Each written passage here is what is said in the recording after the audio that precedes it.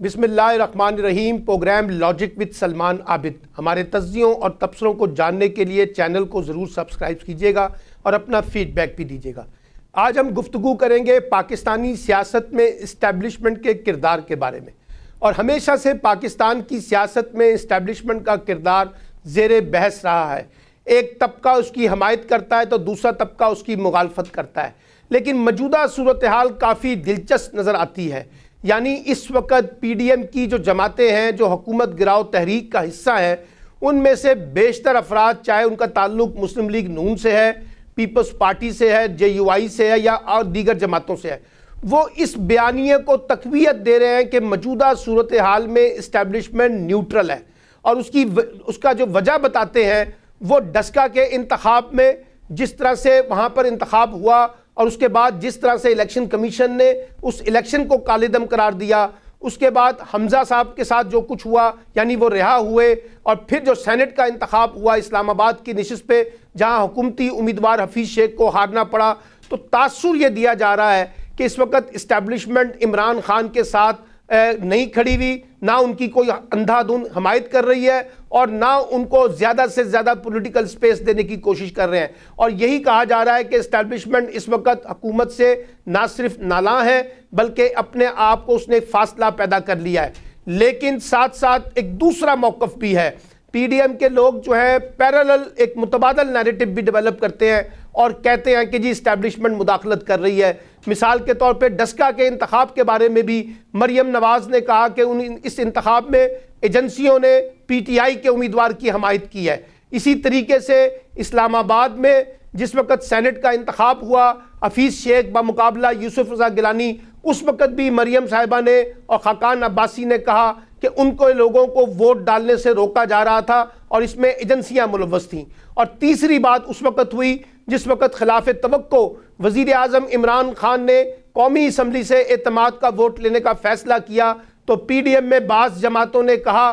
खाकान अब्बासी, मरियम नवाज़, एहसन इकबाल, कि ये जो एतमाद का वोट लिया है ये एजेंसियों ने दिलवाया है इमरान खान साहब को, हालांकि उनके पास जो है अक्सरियत नहीं थी। यानी फिर बराह रास्त जो है एजेंसियों को निशाना बनाया गया। और अब चेयरमैन सेनेट के इंतखाब में भी मरियम कहती हैं कि हमारे लोगों को डराया जा रहा है, धमकाया जा रहा है और उनको कहा जा रहा है कि वो PDM के उम्मीदवार को वोट ना दें। ये एक अजीब व गरीब इस वक्त सूरत हाल हमें नज़र आती है। यानी अगर आपके हक में फैसला आए तो फिर इस्टेब्लिशमेंट न्यूट्रल होगी, और अगर फैसला आपके हक में ना आए तो फिर इस्टेब्लिशमेंट न्यूट्रल नहीं होगी बल्कि वो इमरान खान के साथ खड़ी होगी। यानी दोनों बयानिए को साथ साथ चलाने का मकसद ये है कि जिस वक्त जैसे ज़रूरत हो हालात के मुताबिक वही बयानिया चलाया जाए। अगर हमारी जीत होगी तो फिर इस्टेब्लिशमेंट न्यूट्रल होगी, और अगर हमारी हार होगी तो फिर इस्टेब्लिशमेंट मुदाखलत करके इमरान खान के साथ खड़ी होगी। इसी तरीके से हुकूमत के अंदर भी देखिए तो बड़ी दिलचस्प सूरत हाल है। शेख रशीद समेत बहुत से लोग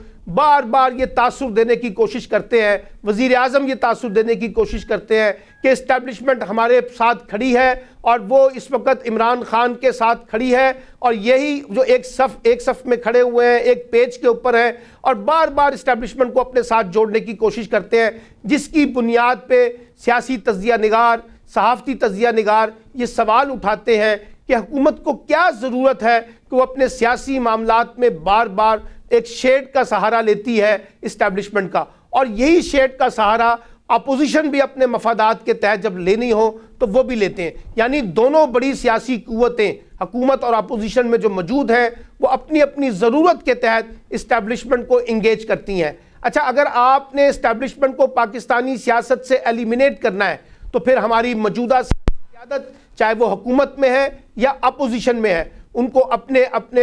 एटीट्यूड को, अपनी स्ट्रेटजी को रिव्यू करना चाहिए। ये क्योंकि जब आप इंगेज करेंगे इस्टेब्लिशमेंट को तो फिर आप ये तवक्को ना रखें कि इस्टेब्लिशमेंट न्यूट्रल होगी। और वैसे भी मैं समझता हूँ कि दुनिया में आज कौन सी इस्टेब्लिशमेंट है जो बहुत प्योरली न्यूट्रल होगी 100%। उनके भी कुछ ना कुछ इंटरेस्ट होते हैं, लेकिन जिस किस्म के हम इल्ज़ाम तराशियाँ करते हैं इस्टेब्लिशमेंट के बारे में अपने हक में या अपनी मुखालफत में, उससे फिर पाकिस्तान के अंदर एक सियासी बदमज़गी पैदा होती है और लगता यह है कि पाकिस्तान में सियासत और जमहूरियत जो है वो मफलूज होकर रह गए हैं। और मैं फिर ये भी कहता हूँ कि देखिए, आप जिस वक्त आप इमरान खान के बारे में कहते हैं कि वो सिलेक्टेड है, उसको इस्टेब्लिशमेंट ने हमायत दी हुई है, वो इस्टेब्लिशमेंट की पुश पे खड़ा है, तो फिर उसका एक जवाबी रिएक्शन भी हुकूमत के अंदर से आता है। और जब हुकूमत इन चीज़ों का सहारा लेती है तो फिर उसका एक जवाबी रद्द अमल जो है वो आपको पीडीएम की जमातों की तरफ से मिलता है। तो इस वक्त जो है एक बड़ी दिलचस्प सूरत हाल पैदा हो गई है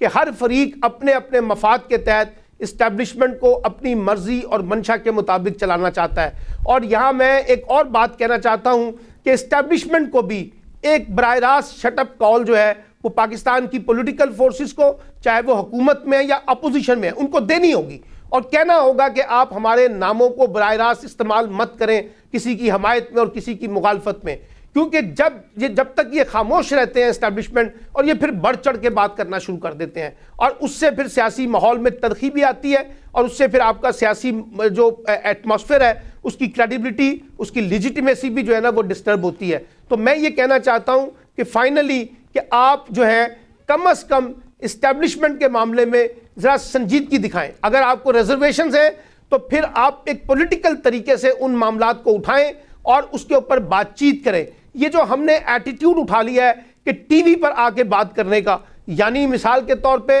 आप देखिए कि खाकान अब्बासी जो साबिक वजीर आज़म है, इतने अहम मनसब पे एक बंदा रहा हो और वो आके ये कह दे कि जनाब, या बिलावल भुट्टो साहब जो पीपल्स पार्टी के इस वक्त चेयरमैन है, वो ये कह दें कि इत्तेमाद का जो वोट लिया गया है उसमें जो 178 वोट मिले हैं इमरान खान को, कि वहाँ तो 178 लोग ही नहीं थे। और जब असद कैसर ने उनको चैलेंज किया कि अगर आप साबित कर दें कि वहाँ 178 लोग नहीं थे और हमने गलत तरीके से काउंटिंग की है, तो उन्होंने फिर चैलेंज किया कि मैं बतौर स्पीकर कौमी असम्बली रिजाइन कर दूंगा। लेकिन उसके बाद फिर खाकान अब्बासी को भी चुप लग गई और बिलावल भुट्टो साहब भी नहीं बोले। यानी हम अपने जो पॉलिटिकल इंटरेस्ट होते हैं, अपने पॉलिटिकल कार्ड होते हैं, उसमें नेशनल इंटरेस्ट को भी डैमेज करते हैं और नेशनल इंटरेस्ट को बेस करके टीवी के टॉक शो में ब्लेम गेम का कार्ड खेल के ना सिर्फ एक दूसरे को नंगा करते हैं बल्कि अपने मुल्क के मफादात को भी नुकसान पहुंचाने की कोशिश करते हैं। यानी ये कितना बड़ा इल्ज़ाम है कि कौमी असम्बली के अंदर वजीर आज़म को इत्तेमाद का वोट लेना हो और आप कह दें कि ये काउंटिंग गलत है, इतने तो लोग ही वहाँ नहीं बैठे थे,